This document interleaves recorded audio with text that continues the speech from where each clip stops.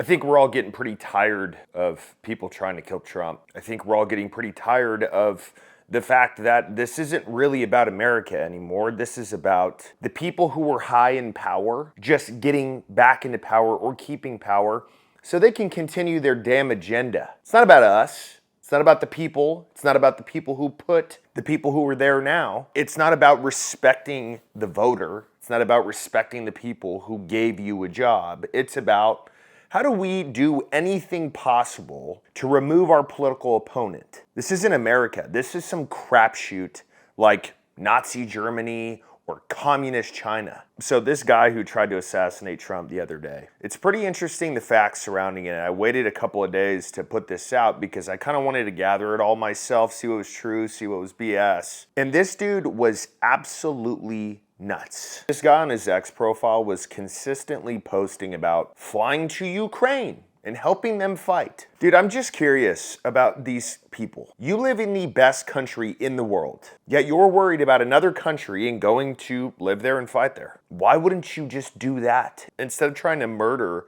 a potential president? Investigators are really leaving no stone unturned here as they dig into the suspect's past, pouring through his social media, even interviewing his friends and family as they work to figure out a motive. The suspect in the possible attempted assassination of former President Donald Trump facing a federal judge this morning. Multiple law enforcement sources identifying him as 58-year-old Ryan Routh of North Carolina. Investigators say he was armed with an AK-47 style rifle with a scope at Trump's golf course in West Palm Beach, where Trump was golfing Sunday afternoon. He was taken into custody on a nearby highway. Law enforcement officers scouring the suspect's home in Greensboro, North Carolina overnight, going floor by floor, searching by flashlight.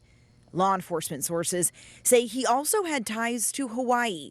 His neighbors there speaking with ABC News. Kind of like a shock that all of this is happening. I never heard anything directly from him that expressed any kind of hatred or that would even make me worry about his ability to do something like he's being alleged to do. Okay, so there's a couple of things to unpack on this, and the media doesn't want to share it. The first thing I think is pretty obvious. The charges that he received. Why is it about guns? Why are the only two charges about guns instead of what his plan was? He had a gun pointed at Trump. Do you think if Secret Service missed him, do you think if they didn't see him, he would have shot him? If your answer is yes, then you need to add in something like attempted murder, assault with a deadly weapon. But no, this man who tried to assassinate a president, and tried is not the incorrect word, only got two charges relating to guns. Surprised they didn't let him out yet. Sources familiar with the investigation say they are looking into whether Routh had frustrations with Trump's position on Ukraine. Routh frequently posted on social media about the war, seen here in a 2022 video in Poland around the time he went to Ukraine.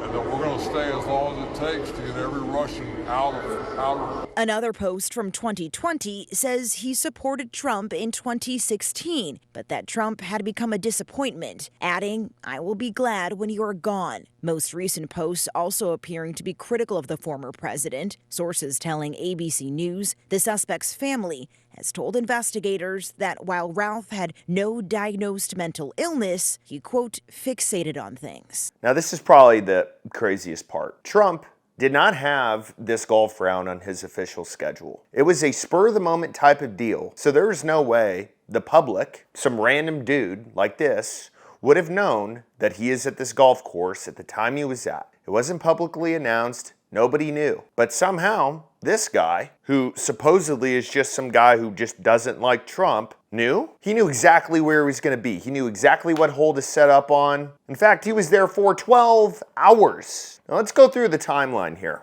A golf round, if you don't absolutely suck, takes about 4 hours, as long as the course isn't crowded. Which means that if he was there set up for 12 hours, that means there must have been somebody who leaked the information to him as far as where he's planning on going. I mean, how was he able to set up in a bush, have a 300 to 400 yard shot on a president that didn't publicly share his location? He didn't send out a tweet saying, "Hey guys, I'm going golfing today.